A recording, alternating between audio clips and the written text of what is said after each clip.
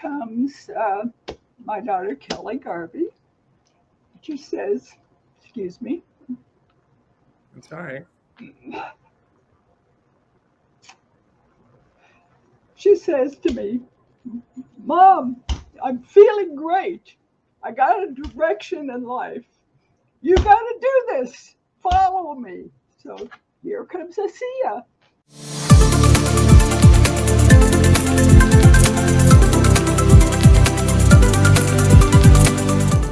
Hello, everybody. How are you? And welcome to Spiritually Raw. And as always, thank you so much for your energy exchange with us today. And we hope you woke to the most miracle morning and are also having the most fortunate day today.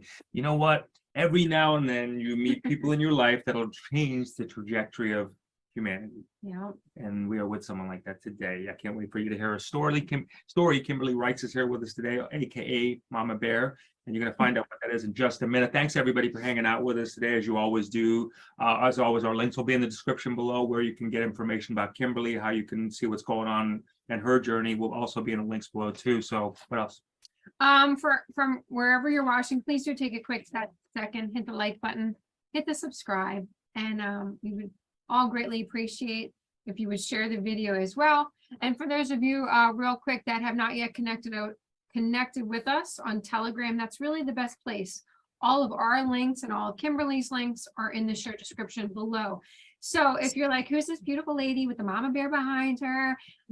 Let me tell you a little bit about her, and then she's going to tell us the whole rest of the story. But you know, sometimes in life, there's basically two types of people in life. Number one, you are either part of the problem or part of the solution. And Kimberly is truly part of the solution. And let me tell you why. So let me properly introduce her. She is an accidental activist, AKA Iowa Mama Bear, and founder of Freedom Over Fear and Iowa Mama Bears. Kimberly she's a dedicated stay-at-home mom of 7. God bless you. That's incredible. Amazing. And when the schools reopened after they, of course, were all shut down, she found herself in a battle for the rights of her own children after her 6-year-old daughter's elementary school segregated her little angel and mentally and emotionally also abused her.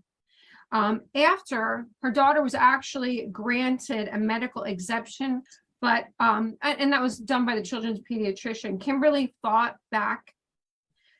And wait till you hear what she got accomplished in Iowa and also in other states throughout our country.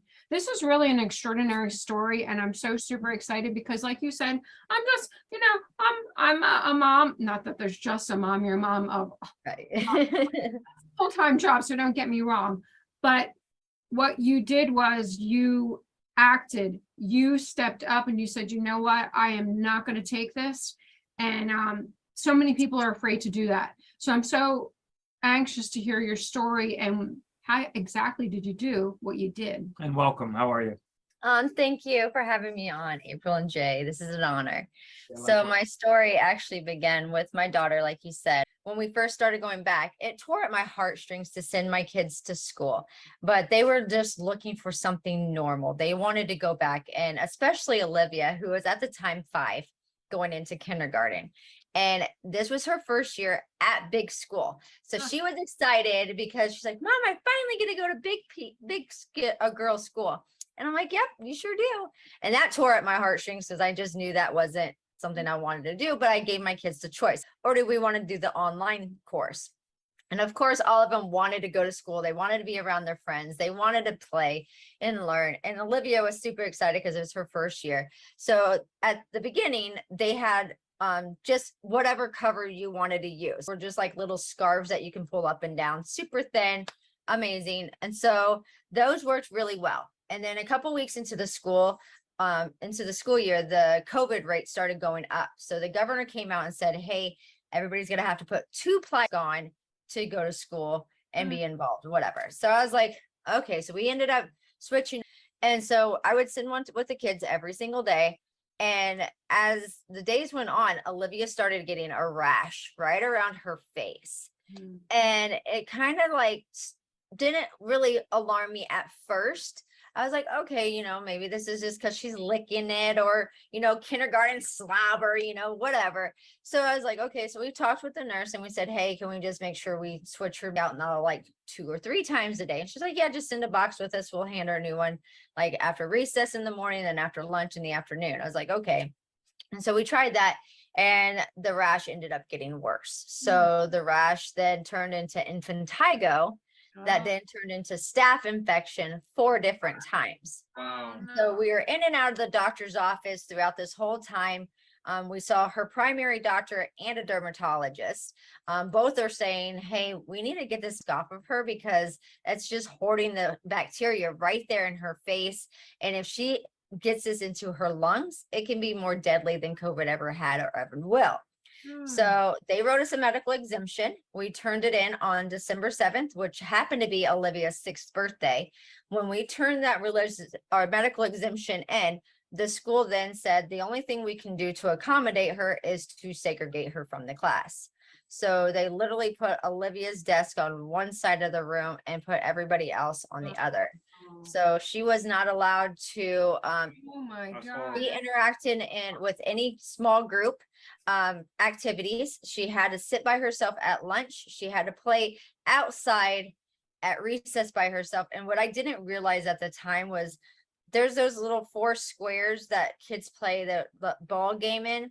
Olivia was forced to sit in one of those 4 squares the entire recess time because they couldn't keep her from playing with the other kids. So they had actually called me in January. Wow. So like a month into, the school called me and said, hey, we're having issues with Olivia out at recess playing with the other kids that she won't stay 6 feet away. I'm like, well, do the other kids have gone? They're like, yeah. I'm like, they're outside. So what's the problem?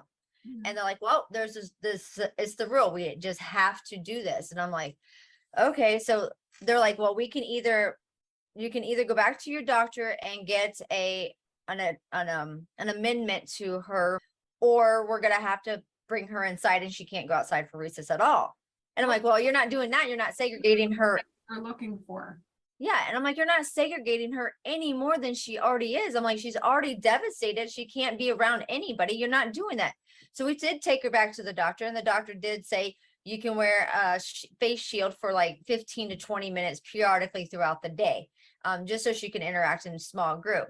So that went on from January 17th, I believe is the day we turned it in, until March 22nd. So on March 22nd, after pleading with the school saying, we have got to do something so she doesn't feel excluded from the class, because Olivia started having issues mentally, and she'd come home crying and upset. There was one day in particular, she came home and she went straight to her room. She was crying. And I came upstairs and I said to Olivia, I'm like, what's wrong? Why are you in your room?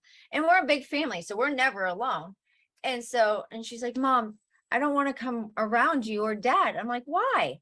She's like, because my teachers and my friends say that because I can't wear those things, that I'm going to get COVID and come home and give you COVID and you're going to die.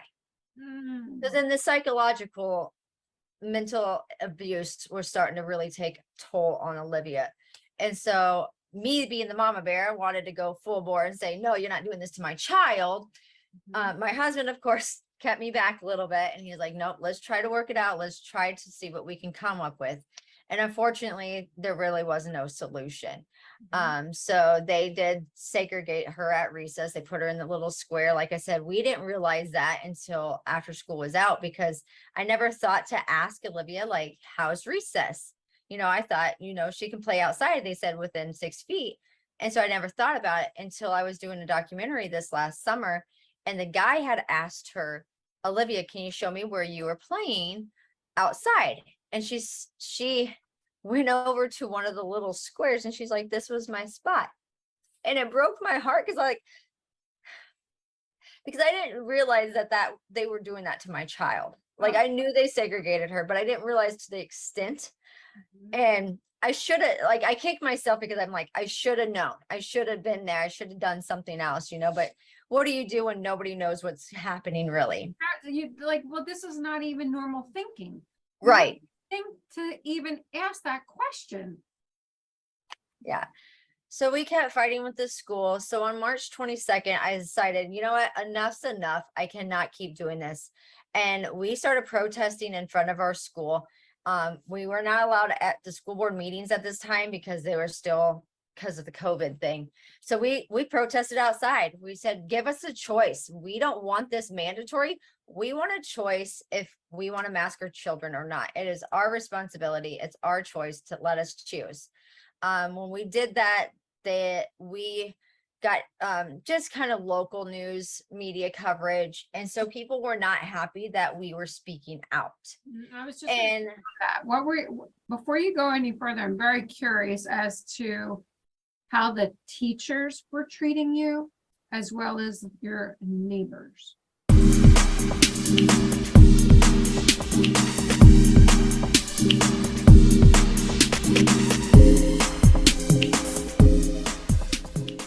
I know, now I'm gonna cry. So I'm literally getting my mom back. It's Wow. beautiful. Yeah, it's beautiful. I was losing her, so for whatever reason, whether it was because of 3 of these or not, I'm getting my mom back. Oh, God bless you, I'm Julia. so grateful. Wow. And you're crediting it to this, or there's a big part of that? You really are? It started happening when this started happening. Wow.